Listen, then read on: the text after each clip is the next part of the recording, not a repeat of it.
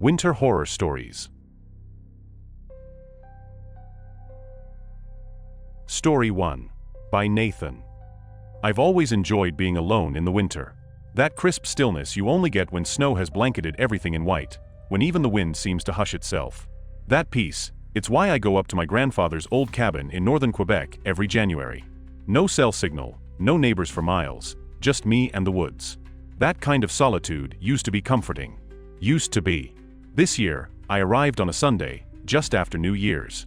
The roads were manageable, though snow had already piled high along the shoulders. I parked the truck, unloaded enough food and firewood for 2 weeks, and settled in like I had done so many times before. The routine was always the same: light the stove, unpack, then sit back with a drink and watch the flakes fall outside. There's something hypnotic about snow in the forest. It softens everything. Makes the world feel like it's holding its breath. The first night passed uneventfully. I slept better than I had in months. No buzzing fones, no florescem lights, no demands. Just the wind, and the crackling of the fire. On the second morning, I noticed something odd. Behind the cabin, in the open patch of snow that stretched out toward the tree line, there were tracks. Snowmobile tracks. One clear set, leading in from the woods, cutting across the clearing, and stopping about 10 feet from the cabin's back wall. Then they ended. No curve, no turn, no continuation. Just a sudden dead stop. At first, I assumed it was an old trail from before the last snowfall. Maybe someone from a nearby property, though I knew none existed within 5 kilometers, had passed through before the storm and stopped to rest. Still, it was strange. There were no footprints near the end of the trail. No signs of someone dismounting or walking away. I shrugged it off. Maybe wind had blown the prints away. Maybe the snowmobile had reversed out the same way it came and packed the trail so tight I couldn't see the overlap. Possible. Not likely, but possible. The next night, I lit the fireplace and cracked open a book. The storm outside picked up a little. Heavy flakes pattered against the windows. Around midnight, I got up to stoke the fire and stepped outside to get more wood from the shed. That's when I noticed it. The trail was back. Except it wasn't the same. This time, the snowmobile had come closer. The tracks led all the way up to the cabin wall, right beneath the rear kitchen window. Again, no turn, no exit trail. Just a straight path from the forest, ending at my wall. My stomach tightened. I turned my flashlight toward the woods. All I could see was white silence. The beam caught nothing but falling snow and a few bare branches swaying gently in the breeze. I waited, trying to listen past the hammering of my own heartbeat. Nothing. Back inside, I tried to rationalize. Maybe someone was playing a prank. A local trapper? A hunter? But why approach silently and vanish without a trace? And why 2 nights in a row? Why always at night? I didn't sleep much. On the third day, I spent hours examining the tracks. They were fresh, pressed sharply into the new snow, meaning the snowmobile had passed sometime after midnight and before dawn. I even checked behind the cabin wall where the tracks ended. Nothing. No marks, no disturbed snow, no signs that anyone had stood there. That night, I didn't turn out the lights. I kept the cabin warm, kept my boots on, my jacket ready. Around 2:30 a.m., I heard a sound. Just a low, muffled hum, like a distant motor. Faint. Fainter than it should have been if it really was a snowmobile. I froze. Listened. The hum faded. 5 minutes later, silence again. I waited another hour before gathering the nerve to open the back door. The tracks were there. Same pattern, a single set of snowmobile tracks entering from the woods and stopping inches from the cabin wall. But this time, I saw something else. Scratches on the siding beneath the kitchen window. 4 vertical marks, each about the length of a hand. Clawed down into the wood. No footprints. No animal tracks. Just those scratches. And the endless white. I started locking every window and door obsessively after that. I rigged a chair under each doorknob like they do in the movies, even though I knew it wouldn't do much. The snowmobile came every night. Always when I wasn't looking. No engine sound. No lights. Just tracks. One morning, I woke up and found the generator had died. It had been full the day before. I went out to check and discovered the fuel cap was missing, and the inside of the tank was dry. Someone had siphoned it out. I hadn't heard a thing. Not a single sound. I was running low on firewood and decided to take the sled out to the small grove behind the cabin to chop more. On the way, I passed the trail again. This time, the snowmobile hadn't stopped at the cabin. It had driven around it. A perfect arc. Like it was circling. That night, I didn't bother trying to sleep. I sat in the dark with a hunting knife in my hand, the only weapon I had. No power. No generator. Just the firelight and my own shallow breathing. I couldn't see out the windows. They were too frosted over from the cold. Sometime near 4 a.m., I heard the crunch of snow. Not a motor. Not the wind. Footsteps. Careful, deliberate, crunching footsteps. Just one set. They passed by the back window. Then the side. Then the front. I held my breath. I swear I could hear someone exhaling on the other side of the wall, just beside the window frame. But they never knocked. Never tried the door. Just walked. Then silence again. In the morning, the snow around the cabin was disturbed. Human footprints this time. Dozens. They led from the end of the snowmobile trail and circled the house again and again and again. Some came right up to the windows. One set led to the firewood shed, another to the outhouse. It was like someone had been casing the place, studying it, memorizing the layout. I didn't leave that day. I should have, but I didn't. Something about the way the tracks kept reappearing made me feel like it wouldn't matter. Like whoever was doing this knew where I was. Knew everything. And if I tried to leave, they'd follow. Maybe they were already in the woods, watching. That night, I barricaded the door with furniture. Stacked wood against the front entrance. Closed every curtain. I didn't sleep. I barely moved. Around 3 a.m., I heard a knock. Not on the front door. Not on the windows. From above. The roof. It wasn't loud. Just 3 soft taps. Then silence. I stayed frozen for hours. When daylight finally came, I forced myself outside. There were no ladder tracks. No rope. But there were footprints in the snow on the edge of the roof, near the chimney. They had climbed up somehow, but not down. No descent marks. No fall en snow. Nothing. That was last night. It's snowing again now. Harder than before. I've started hearing things inside the cabin. Little creaks, soft knocks in the walls that don't sound like wood contracting. There's a draft that didn't used to be there, coming from somewhere near the floorboards. I checked the crawl space this morning. I found a boot print on the underside of the hatch. It hadn't been there yesterday. I don't know what they want. Or why they haven't broken in. Maybe it's a game. Maybe they're waiting. I'm writing this now by the light of the fireplace. The generator's gone. The batteries are dead. The woods are too quiet. I can feel it in my gut. The stillness has changed. It's no longer peaceful. It's expectant. If you're reading this, I didn't call the police. I didn't run. I stayed. Maybe I shouldn't have. Maybe I was too curious. Or too proud. I don't know anymore. What I do know is this. Last night, I found a helmet outside. A snowmobile helmet, placed carefully on the woodpile. Inside it, there was a Polaroid photo. It was me. Standing in the kitchen, looking out the window. Taken from the woods.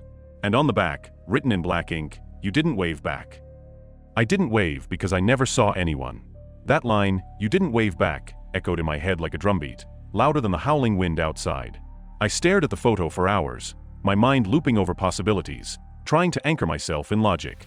Maybe it was an old picture? But no, the clothes I was wearing in that photo, I'd only worn 2 nights ago. Someone had taken a photo of me from the woods. Close enough to see my face clearly through the glass. Close enough to watch me, undetected. The rest of the day, I couldn't function. I didn't eat. I didn't light the fire. I just sat there, staring at the helmet. I kept thinking, what else have they seen? What had I done when I thought I was alone? Was this the only photo, or just the one they decided to show me? That night, I didn't sleep. I didn't move. I barely breathed. I sat with the knife in my lap and waited. I felt like a trapped animal. Sometime around 2 a.m., I heard footsteps again. This time, they weren't circling the cabin. They were slow, steady, and on the porch. The wooden boards groaned under the weight of someone heavy, taking careful, measured steps toward the front door. Then they stopped. I waited. 30 seconds. A minute. Maybe more. Then, something slid under the door. Not forced, slid, like it had been done carefully, deliberately. A folded piece of paper. I didn't want to touch it. My hand hovered over it for what felt like an hour before I finally picked it up and opened it. No words. Just a crude, charcoal sketch. It was me again. Standing in the doorway. Knife in hand. But there was something else in the picture. Something I hadn't noticed until I looked closer. Behind me, in the sketch, just over my shoulder, there was a shape. Human. Vaguely drawn, just enough to suggest a person standing in the hallway behind me, watching. I spun around, heart hammering, and pointed the knife toward the hallway. Empty. Or at least, it looked empty. I searched the cabin again, inch by inch. I opened every drawer, every cupboard. I knocked on the walls, the floor. I checked the crawl space again. Nothing. The next morning, if you could call it morning, because I hadn't slept, I decided to leave. I packed a bag with food, water, matches, and left most of my gear behind. My truck was parked about 100 meters from the cabin, down a narrow, icy path. I hadn't used it in days, but I needed to believe it would start. I needed to believe I could still leave. I made it about 20 steps outside before I saw it. The snowmobile. Not just the tracks. The actual machine. Parked there in the open. Right in front of the cabin. Like it had always been there. Like it belonged. It was old. Rusted. The seat torn. The paint almost completely peeled away. But the engine casing was warm. I didn't approach it.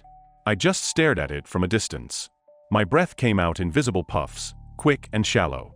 It looked like no one had touched it in years, but it had driven here. Recently. That's when I heard it. Footsteps. Behind me. I turned fast, ready to swing the knife, but again, nothing. No one. Just the sound of snow shifting. The weight of presence with no body. And then, the sound of my own voice. Calling my name. Nathan. It wasn't loud. Just barely audible, like a whisper. But it was my voice. Coming from somewhere in the trees. I backed toward the cabin. I was done.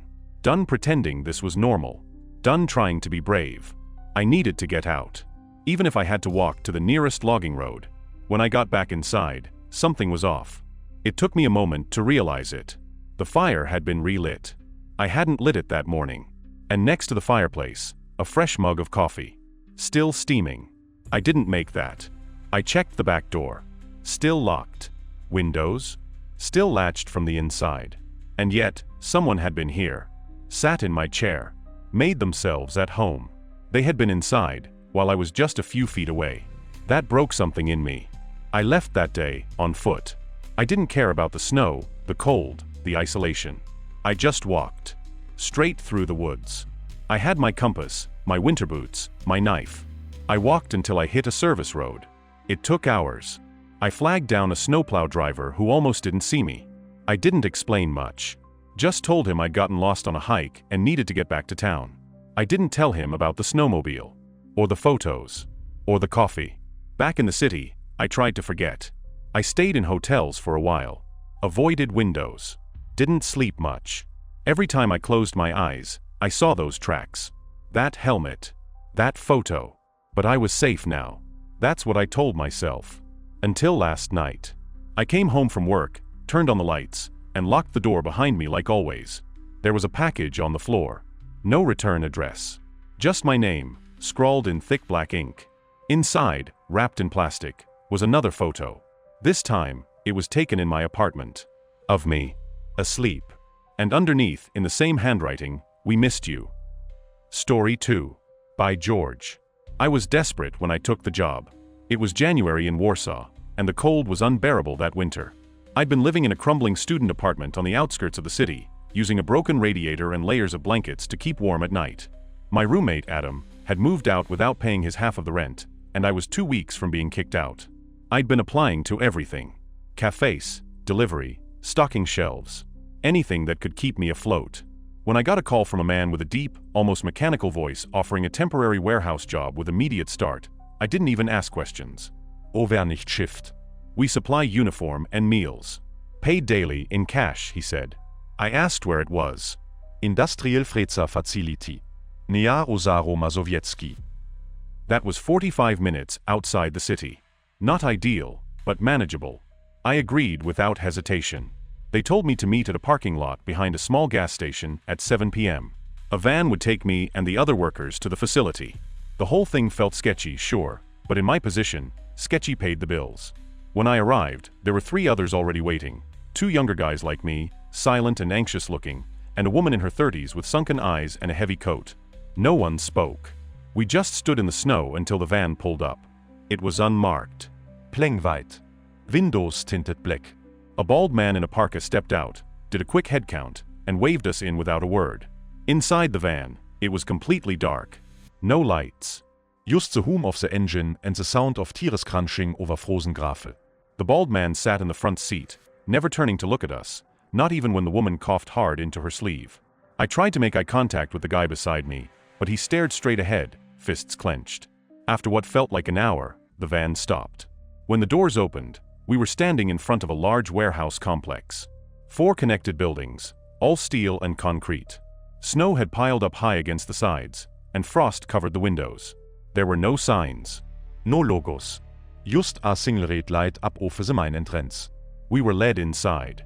The temperature dropped the moment we passed through the metal doors. The hallways were lit by flickering fluorescent lights. Everything echoed, our footsteps, our breathing. The air smelled like disinfectant and cold meat. They took us to a small changing room, handed out thin white overalls, gloves, and disposable hairnets. We were told to leave our phones in a locker. When I hesitated, the bald man said flatly, "Phones are not permitted inside the processing zone." Security reasons. The others had already stripped down to change. I followed suit. My fingers were already numb. After changing, we were led deeper into the building. Past silent corridors and locked doors. We passed a glass window that looked into a massive freezer chamber. Inside, sides of meat hung from steel hooks, slowly rotating along a mechanized rail system. No one explained what we were supposed to do. No job orientation, no paperwork. Just orders. The bald man finally spoke. You'll clean freezer 9, he said, pointing at me. I nodded but asked, "Where's that?" He looked at the guy next to him, a short man with a limp, and gave a single nod. "Escort him." We walked down another hallway, darker than the others. Freezer chambers lined both sides, numbered 1 through 12. The doors were huge, metallic, and frostbitten. When we got to freezer 9, my guide stopped. "This one's offline," he muttered. "No cold, but still clean it." Start with the floor. Where is it offline? I asked. He ignored the question, turned, and limped away. I opened the heavy door and stepped inside. He wasn't lying. The temperature was warmer, maybe just above freezing. The overhead lights buzzed as they flickered on. The chamber was empty. No meat, no gratis. Just a wet, metallic floor and long dark streaks smeared across the walls.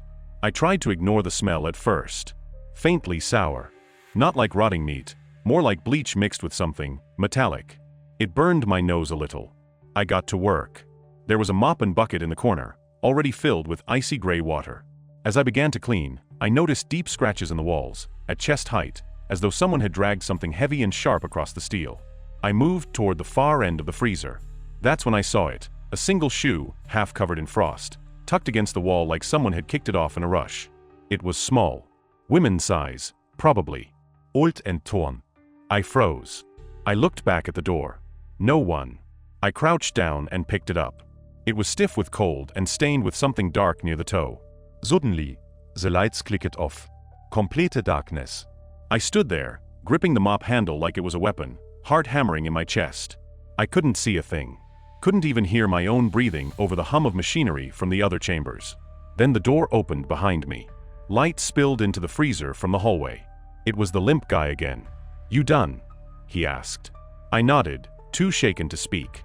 He looked at the floor, then at the shoe in my hand. "Leave it," he said, turning away. But, leave it. I dropped the shoe. The rest of the shift passed in a blur. I was assigned to dragging crates of frozen meat from the rail hooks into boxes for transport. My gloves soaked through. My fingers ached. No one talked.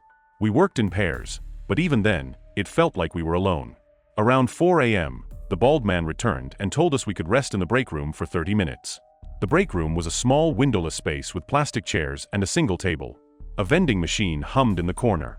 The woman who came in the van with us sat there, sipping something from a dented thermos. Her hands trembled. "You knew?" she asked. "Yeah, first night."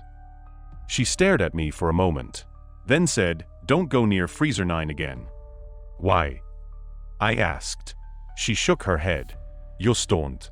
Some places in here, they're not meant to be cleaned." Before I could press her, the limp man entered and barked, "Back to work." I wanted to quit that night, but the bald man paid us, cash, in envelopes. More than I expected. Enough to pay my rent and eat for a week. Enough to come back. And I did. The next few nights, things got worse. One of the other guys from the van, the tall kid with a scar on his cheek, didn't show up again. No one mentioned him. His clothes were still in the locker. I asked the limp man what happened. Didn't pass the test, he said simply. What test? He didn't answer. I was reassigned to freezer 11. There was a crate half filled with plastic-wrapped cuts. But something was off. The wrapping didn't look professional, just layers of saran tape, haphazardly pulled around the bundles. Curious, I unwrapped von. It wasn't pork. I dropped it immediately. It was a hand. Pale. Blue at the fingertips. The nails blackened with cold. I looked around. The cameras in the corner blinked. Watching. I rewrapped it. Kept working. That night, I couldn't sleep. I tried not to think about the shoe. The scratches. The hand. The unmarked fan. The missing key. But the next night, I still got in the van. Something about the place kept pulling me back. Not just the money. It was the mystery. The need to understand. I told myself I'd ask questions. Confronto me ohne. Do so meeting. But when I arrived, the bald man greeted me with a smirk. You've been promoted, he said. He handed me a key. Freza nein. Locket wen jure done. That was last night. I'm writing this now in my apartment, wearing the same overalls I wore on shift. I didn't change. I couldn't. My hands are shaking. In freezer 9, they'd moved something in while I was gone. Agone. Metal. On wheels. And on top of it, a girl. Wrapped in a tarp, still breathing. Barely. Hair lips blue. Eyes open but vacant. When I leaned down to check her pulse, she whispered something. I couldn't make it out. And then I heard the door close behind me.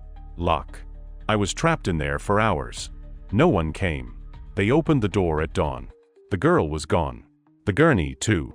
Only the shoe was still there. In the same spot. Exactly where I'd left it. I didn't say a word on the ride back. The others in the van were silent too, like always. But this time, I could feel it. Something was different. They were looking at me now. Not directly. Not obviously. But with these slow sidelong glances, like they knew what had happened in freezer 9. Like I'd been initiated into something without consent. The bald man didn't even hand me an envelope that morning. He just said, tomorrow same time, before slamming the door shut. Back in my apartment, I stood in the bathroom for a long time, staring at myself in the mirror. There were bruises on my arms. Faint, like fingerprints. I didn't remember being grabbed, but something had held me in that freezer. Maybe panic. Maybe the cold. Or maybe someone else. I don't know.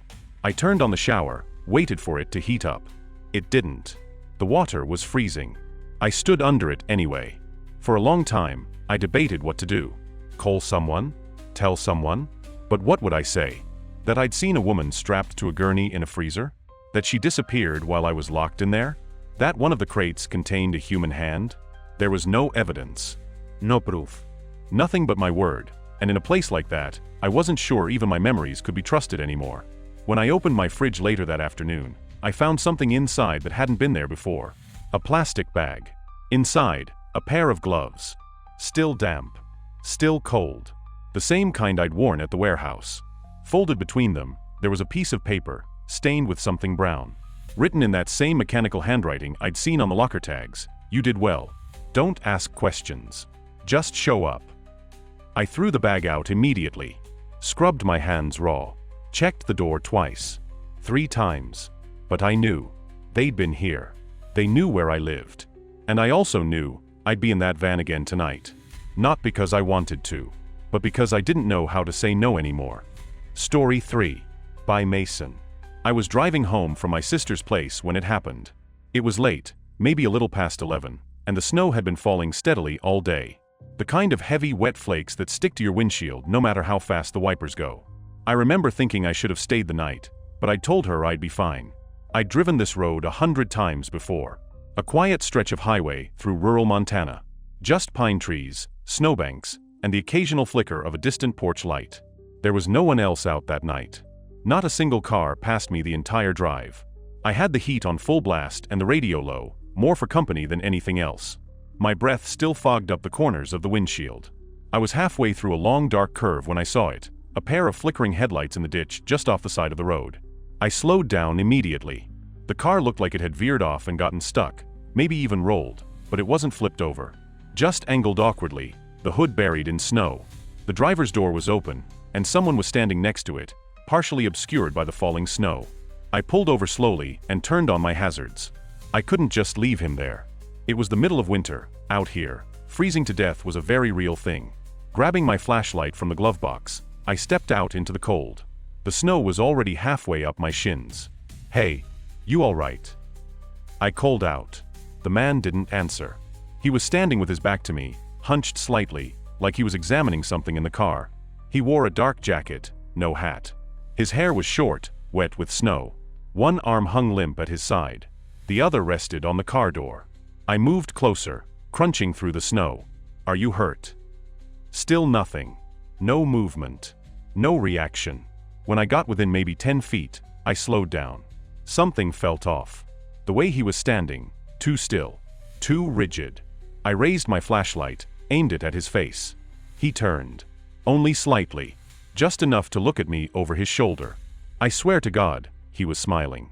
Not a friendly smile. Not even a relieved one. It was blank. Wide.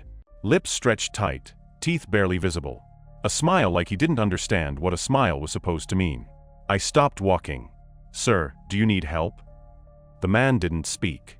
He just turned his head fully now, still not moving the rest of his body. I lowered the flashlight instinctively. Something in me, a part of my brain I hadn't listened to in years, told me to back away. "Right now.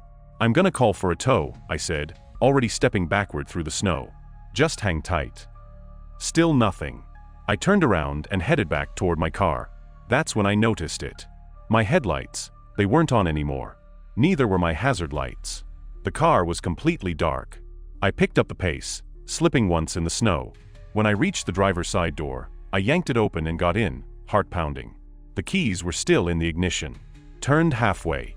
I twisted them all the way. The engine didn't start. I tried again. Click. Click. Nothing. No lights. No dash display. No sound. The battery was dead. That made no sense. The car was less than 3 years old. I'd had it serviced last month. The battery was fine. It had been running just minutes ago. I looked up. The man was gone. No sign of him. Just the car in the ditch, empty and still. I locked my doors. I don't know why, I just did. Something about the silence outside, the way the snow swallowed every sound, made me feel like I was being hunted. I couldn't see anything through the rearview mirror. The back window was already fogged up. I sat there for maybe 10 minutes, trying the ignition again and again. Nothing. The car was dead. I even tried the interior lights. No response. Eventually, I reached for my phone to call roadside assistance. No signal. I expected 1 bar. Maybe 2. But this was 0. No service. No emergency calls. Nothing. I looked out through the windshield again. There were footprints now, leading from the ditch to my car. I hadn't seen them before, and they were fresh. The snow was still falling, but not enough to cover them so quickly. I leaned forward, scanning left and right. There was no one outside, but the footprints didn't stop at my car. They went around it, a full circle, then stopped on the passenger side. I turned slowly. The passenger window was fogged, but not entirely. There was a handprint in the condensation. Palm pressed flat. Fingers long, spread out. On the inside. I stared at it for what felt like hours. My brain refused to make sense of it. I hadn't heard the door open. Hadn't seen it move. I was alone the whole time. Wasn't I? I reached over and opened the glove box, feeling around until I found the small utility knife I kept there. It was dull, meant for opening boxes more than self-defense, but it made me feel a little less helpless. I sat back, gripping the knife, eyes locked on that handprint. Then, knock. I jumped. Not from the window. From the roof. 3 slow knocks. Heavy. Deliberate. I didn't move. Couldn't breathe. Knock. Knock. Knock. Then silence. I didn't dare look up. Instead, I turned the key one more time. The dashboard flickered. Then nothing. Again. The lights blinked. The engine coughed once. Come on. One more turn. The car started. I didn't waste a second. I slammed it into reverse, backed out onto the road, tires spinning wildly, then shifted to drive and floored it. As I pulled away, I saw something in the rearview mirror. The man. Standing in the road. Not chasing me, Not moving. Just watching. His head tilted slightly, that same crooked smile on his face. I didn't stop until I got to a small diner another 10 miles down the highway. I parked right at the entrance, engine still running, and rushed inside. It was warm, loud, normal. There were people eating pie, drinking coffee. The waitress looked up and smiled. I must have looked like hell, because she asked if I was okay before I said a word. I just nodded, asked for coffee, and sat down by the window. I told myself I'd imagined it. That maybe the guy was drunk. Maybe I panicked. Maybe the battery issue and the phone signal were coincidences. But I knew better. You don't imagine footprints around your car. You don't imagine a handprint inside the window. And you sure as hell don't imagine knocks on your roof. After an hour, I went back outside. The car started fine. I checked the passenger side. The handprint was gone. I drove home. Every mile felt longer than the last. When I finally made it to my house and stepped out of the car, I noticed something stuck under the windshield wiper. A piece of folded paper. It wasn't wet from the snow. It looked like it had been placed there recently, carefully. My name was written on it. I opened it. There were no words inside. Just a sketch. A pencil drawing of me, sitting in my car, drawn from above. As if the artist had been watching from the roof. I didn't sleep that night. Even in my own bed, even with the doors locked and the lights on, I couldn't close my eyes for more than a few seconds. Every time I did, I saw him again, his silhouette in the snow, that crooked smile, those empty eyes like he was waiting for something. By morning, I'd convinced myself to throw the drawing away. Burn it, even. But when I got to the kitchen, it was sitting on the table. Flat. Unfolded. Perfectly dry. I hadn't brought it in. I know I hadn't. This time, there was something new scribbled underneath the sketch. A single line, faint and almost illegible. Thanks for the ride. I don't remember sitting down. I just stood there, barefoot on the cold kitchen tile, staring at the words, my breath fogging up in front of me even though the heater was on. I checked every lock in the house again. The windows. The garage. Even the crawl space. Everything was shut tight. Everything looked untouched. And still, he had been here. The rest of the day passed like a blur. I stayed inside, curtains drawn. I left the TV on just for noise, but I couldn't focus. My phone sat untouched on the counter, still showing zero signal even though I had full bars the night before. I started to wonder if I had a head injury. If I'd blacked out. If I'd fallen asleep in the car, hallucinated everything, made it all up in some weird fevered dream. But I kept coming back to the footprints. The knock. The sketch. That night, I set up a chair in the hallway outside my bedroom and sat there with a utility knife in one hand and a flashlight in the other. I didn't want to sleep. I didn't want to be asleep. Every sound in the house, a pipe creaking, the fridge humming, made my heart jump. Around 2:17 a.m., the hallway light flickered. Just once. Then again. Then it went out. I flicked on the flashlight immediately, aiming it toward the front of the house. The door was wide open. Wind blew in snow across the floor, as if it had been open for hours. But I hadn't heard it open. No click. No crack. Just open. I stood there, frozen, light shaking in my hand. Then I saw the footprints again. Coming in from the door. Slowly. One by one. Crossing the living room. Down the hallway. Stopping. Right in front of me. There was no one there. Just the footprints. Right at my feet. Like whoever had left them was standing inches from me, invisible. Watching. I backed away, down the hallway, into my bedroom. I slammed the door shut, locked it, shoved the dresser in front of it. I stayed there until morning. When the sun rose, I opened the door. The footprints were gone. No snow. No water. Just clean, dry floorboards. I walked to the front door. It was shut. Bolted. As if it had never been open at all. And yet, on the coffee table, there was another sketch. This one showed me in the hallway. Sitting in the chair. Looking terrified. And behind me, him. Drawn in detail now. His smile. His eyes. His hand resting gently on my shoulder.